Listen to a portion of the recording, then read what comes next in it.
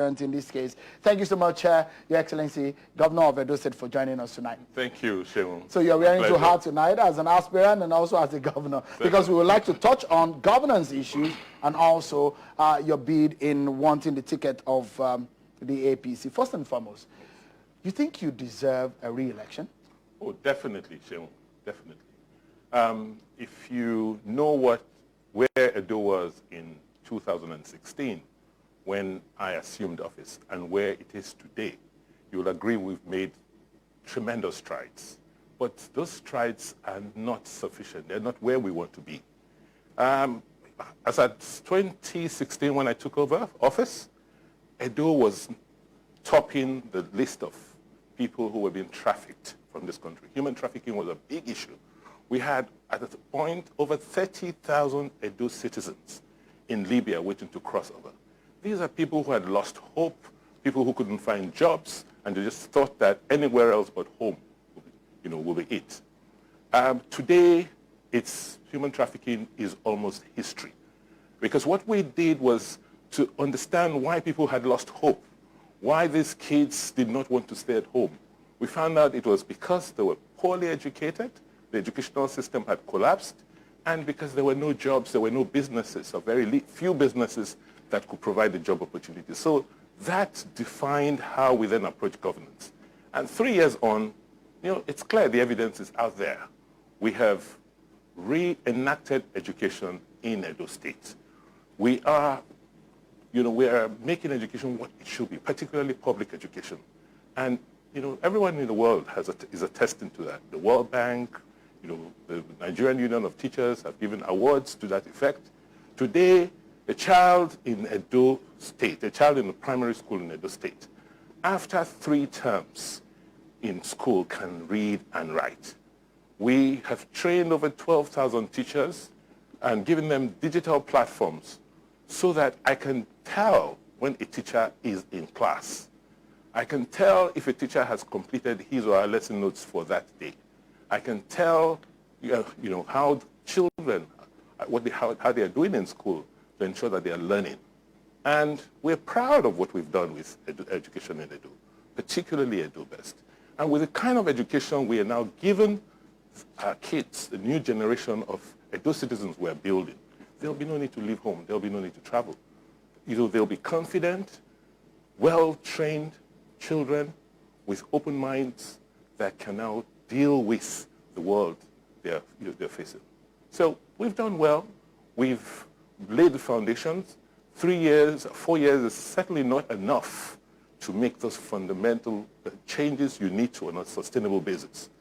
I need another term to consolidate on those reforms which we have started. Are you very, very desperate about it? No, I've never been desperate about anything in life. Because you said you have laid a foundation, yes, and you needed to consolidate on it. That's what you said. Yes. So should you get it? It's going to be okay for you. Should you not? How does that come to you? I will not walk away, because walking away will not be serving God. I mean, I have 300,000 children today whose lives will be fundamentally changed by me being in office. Should I walk away from them? I have young men and women who were training for jobs. We're building a digital city. I'm giving hope. Should I walk away from them? So walking away is not under any consideration. So you push as hard as you can? Definitely. So, definitely. I mean, let me take you up quickly on some of the things you said. You promised at a campaign that you're going to provide 200,000 jobs in 4 years. Yes. How many of those have you provided? At the last count, and this was a survey done on an independent basis by Business Day, the newspaper, and this was about 6 months ago. They authenticated through our Edo Jobs platform that we had created about 157,000. That was about 5 months ago, 6 months ago. And it's kept growing. Unfortunately, we had COVID-19, the COVID-19 pandemic about 3 months ago, 4 months ago, which certainly has slowed that process. Yeah, we may not be at 200,000 exactly, but clearly we are over 80, 90% to 200,000 jobs.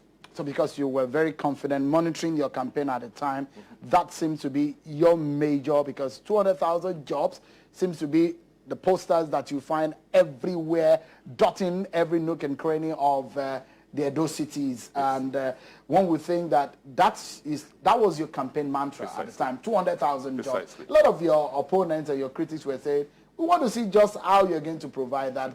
Having provided according to some of the statistics, because the jobs statistics are not exactly saying that Edo State has improved so much in the last 2 years or so in terms of unemployment rate. But would you say you have done well? In the circumstance, we've done fantastically well. Fantastically well. But for COVID-19, if we had finished the survey and allotment of the 100,000 hectares of new oil palm plantations, which is in the board, that easily would have created another 50,000 jobs. So we were clear that where did we think we'll get the jobs from? First, by getting young people to understand technology. So if you come to the Edo State Technology Hub today, you find anyone who's any company that's worth it, that's what is ranking is there. Cisco, Google, Facebook, everybody training young men and women. These are people who are doing coding, people who are investing in their own businesses. We're supporting a lot of SMEs. As government, we're also employing. We have Edo Jobs. We're matching employers with job seekers. We're giving training. We're giving support, particularly in areas like agriculture, where we have the agripreneur scheme, where we've put over 10,000 hectares of land under cultivation, and we have in excess of 3,000 people, taking those opportunities. So we across the spectrum, from technology to education to agriculture to services, logistics, transportation, we've provided jobs. So, and you think presently that your re-election bid is not being threatened right now, especially because of your internal party crisis? It's not being threatened from the perspective that if Edo people are allowed to express themselves, if the APC members are allowed to express themselves and follow the laid-down party constitution and regulations, we shouldn't have a problem. It's very clear. But you fear that may not happen? Well, from the discussions that are currently going on, we're trying to make sure it doesn't happen, because it will not be in the interest of our party. What gives you the impression that that may not happen? Well, I am optimistic, because as you know very well, Sheon, last week, some governors of the party were in Lagos to see the leader of the party. They went to see the chairman of the party. So conversations are on, so that we can build internal peace and harmony within our party. We're the ruling party. It's ours to lose, and really, there's really no reason why we should lose. Have you met the national chairman, Adams Oshiomhole, recently? Not recently. Face-to-face? Not recently, face-to-face. Have you spoken with him recently? Not recently. Are you optimistic that you might be able to resolve your rift with him anytime soon? I do not have a rift with him as a person. But you are not in good terms with him? I just do not agree with how he is, at some decisions he's taking as it relates to the party. It's not in the interest of our party. You see, from our quarrel has been that we're doing things that are outside the constitution of our party. The logic of democracy is that it's the people that should drive democracy. Democracy should be built bottom up and not top down. Democracy should start from the base. So in the last 4 years, going 4 years, we in Edo have restructured our party. We've built from the units, through the wards, through the local governments, to the state. And the executives at every level are in harmony. and they've been working hard. So our party is very strong in the state. And the quarrel is, look, the party is not allowed to make its decisions from the base. Decisions are imposed from the top. And that's not auguring well.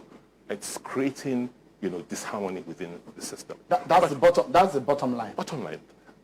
Because you said at some point that you were some of the reasons why you're not in alignment with some of the opposition in the party is because you are not willing to give Edo people's money to a political godfather.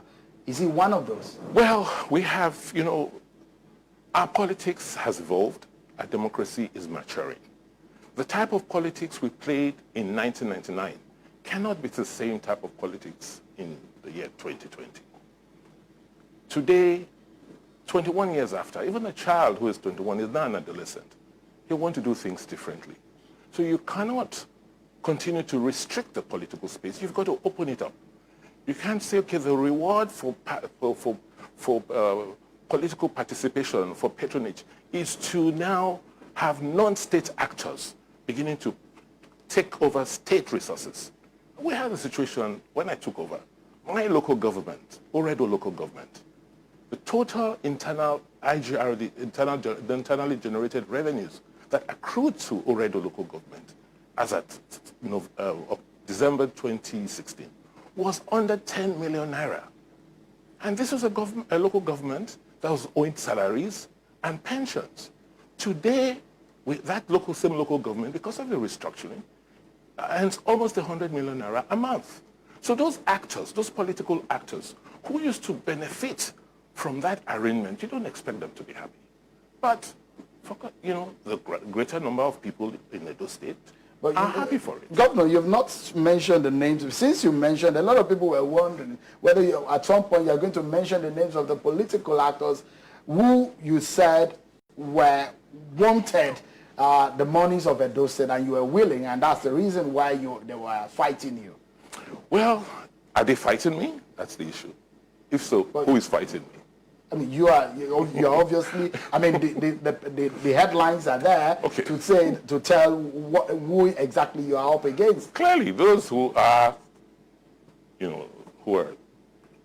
say whatever they are saying, clearly are not happy with what we've done, right? And so the issue, to answer your question, I'm not going to be naming names. It's like, okay, there are interests, there are people who are saying Obaseki should not come back. And when you ask them, why don't you want Obaseki back?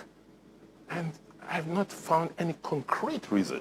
They haven't said, we don't want Obaseki back because we don't like his educational policy. We don't want him because he's not doing well in infrastructure. They said you shot the hospital that was 70-something% done, and you did not open it up. That's one of the grievances. Well, so I rather want to talk about how to move Edo forward, not focus on the mistakes of the past. That was a mistake, right? Well, clearly, if a hospital, in your view, was 70-something% complete, and we now have to deal with and respond to COVID, would we have been able to? So I rather want to look at the future. Because I look at one of the things that you said also recently about, it seems you have a fear about the mode of primaries. And you raised an issue about the circumstances surrounding the mode of primaries. Your party at the national level says they want a direct mode of primaries. And you said direct mode of primaries does not augur well in the COVID era. I'm sure there are two separate issues, two very, very distinct issues. One is political and one is public health related. In terms of primaries, I'm a true party man. It doesn't really matter to me what mode of primaries. I'm confident enough, given what we have done in the party, that we'll win any mode of election if honestly and transparently conducted. But we have our party constitution, and it's clear as to how how primaries should be conducted. And our party constitution is clear because democracy builds bottom up. The party constitution says that the state executive will determine the type of primaries they want. It's the state exco that conducts the primaries. The national just comes in to supervise what the state does. And our constitution is clear. And the constitution says you can either have direct, indirect, or consensus. And the state exco has opted for indirect. So I just think that, that's the political Let's take bit. a breather, Governor Obaseki, for a moment. We'll take a break, but when we come back, we allow Governor Obaseki to talk about his re-election bid, the crisis in the APC, and moving Edo State forward. That's going to be next, everyone. Join us again.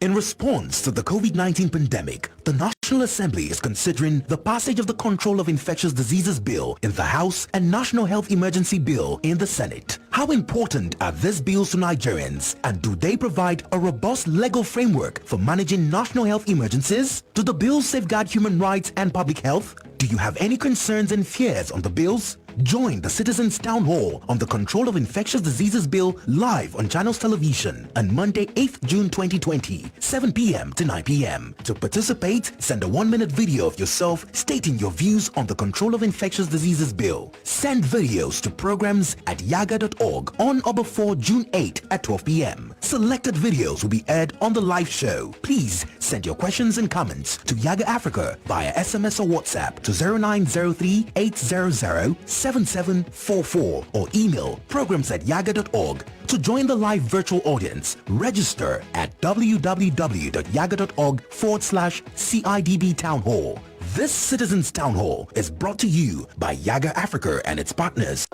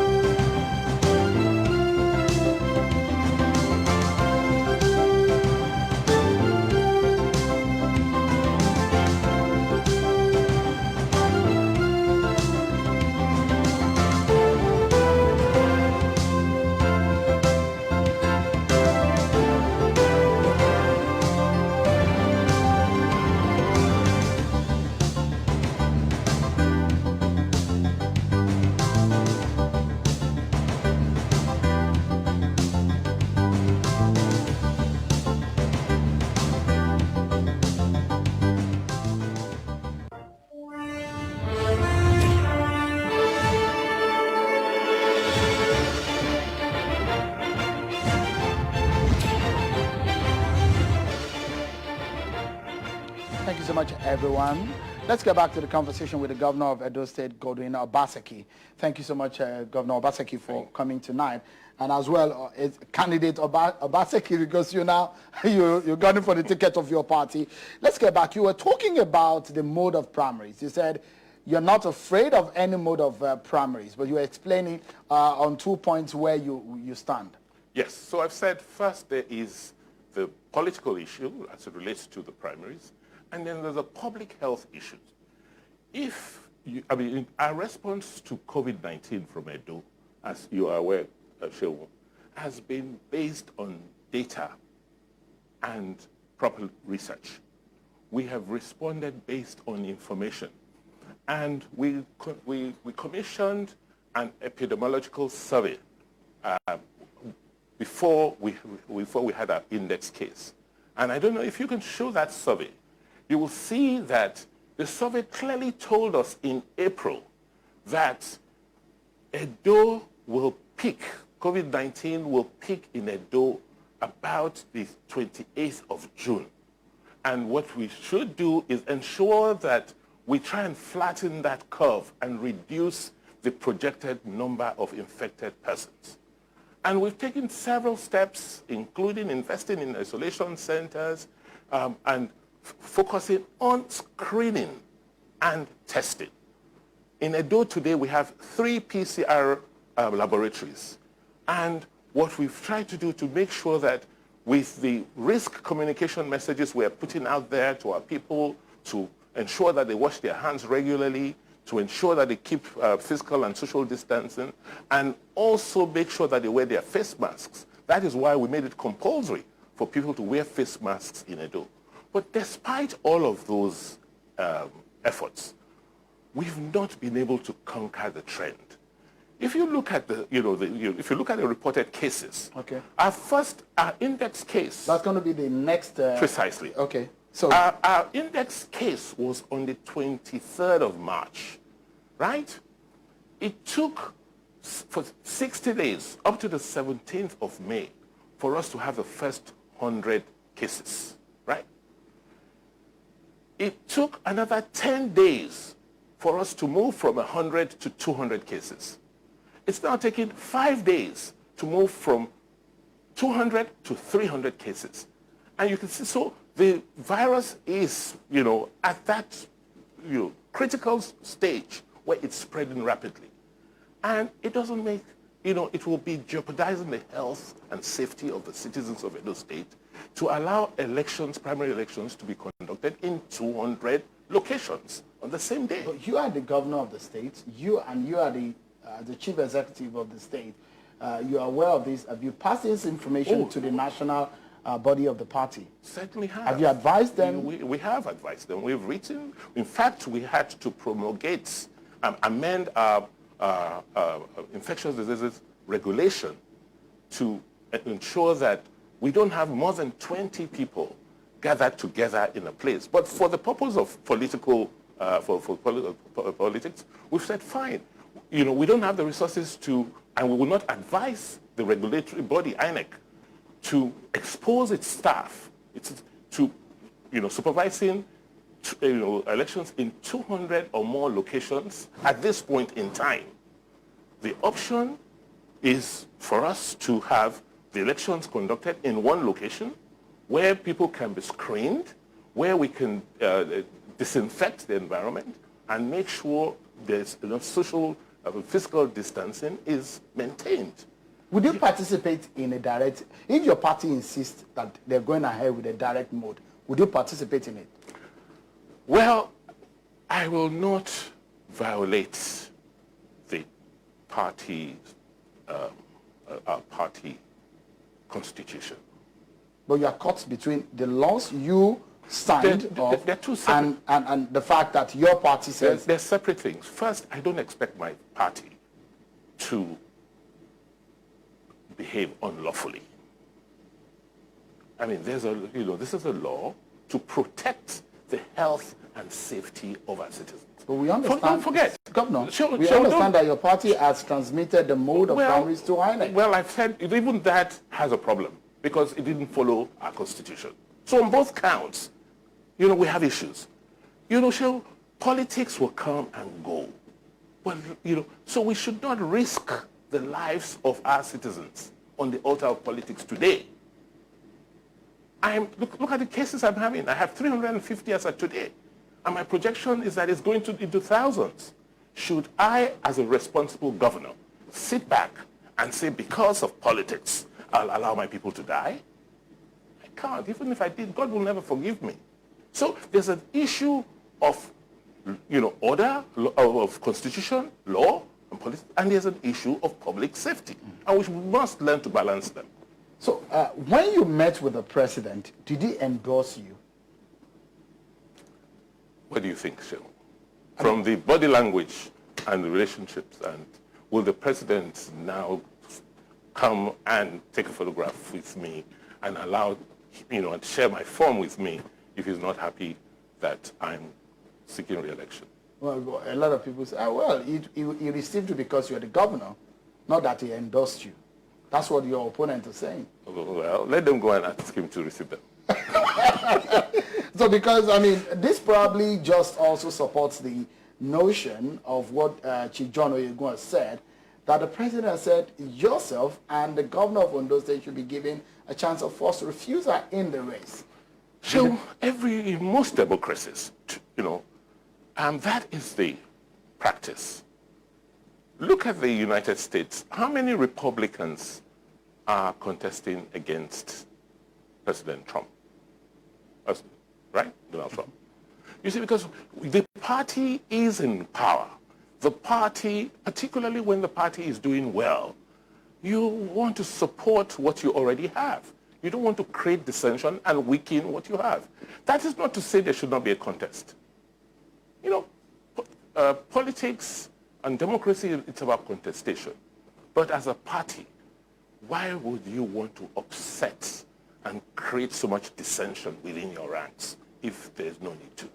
If Godwin Obaseki has not done well, he's not been able to pay salaries, he's not been able to pay pensions, he's not been able to build infrastructure, he's not been able to pursue the party programs and policies, then you can argue that, well, this governor may not be able to deliver to the party. But I'm not sure that's the case in Edo today. Yeah, the institution we put right there on the screen of the University of Ibadan, right, that you read classics, right, is there any case of forgery?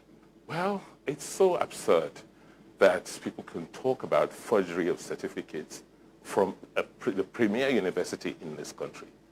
The University of Ibadan is just less than 100 kilometers from Lagos. If you think there's an issue, then why not call the university? The alumni association of the university has spoken about it. So it's nonsense. But it's not surprising that the people who are making such accusations, who are leveling such accusations, themselves I'm sure themselves think that it's so easy, because they may not have gone through proper schools, that it's so easy to go and forge certificates of, high quality universities and, get away with it. Let's conclude the conversation, and on this, I think we should anchor by asking you, are you afraid of Osage's Eyam? Why should I be? We contested before. It wasn't, the last time I contested, he was my opponent from the PDP, and the votes are there. I beat him. That is when I had no track record as a governor. Now, with the track record as a governor, I don't have any fears. But should you lose the party ticket, would you support anybody who wins? If the process is free, transparent, and credible, why not? But if it's not, why should I? Governor Godwin Obaseki, thank you so much indeed for coming tonight. Thank you. What a moment for you to speak about some of these very touchy issues that you have spoken about tonight. Thank you very much. Thank you, and I wish you the very best in the coming days. Thank you. Governor Godwin Obaseki is being our guest tonight on the program, and ahead of the governorship primaries in the state. And that's our show for tonight, everyone. Many thanks for watching.